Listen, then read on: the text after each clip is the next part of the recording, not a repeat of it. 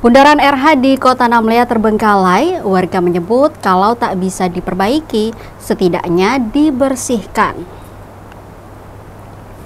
Bundaran RH di pusat Kota Namlea, Kabupaten Buru, kini terbengkalai dan jauh dari kata estetik.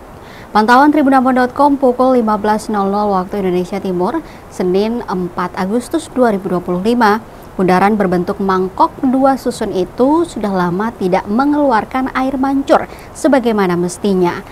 Kolam yang mengelilingi tugu juga dipenuhi lumut, menambah kesan tak terawat.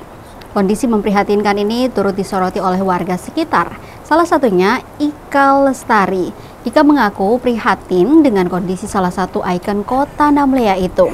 Meski demikian, Ika tidak menuntut banyak.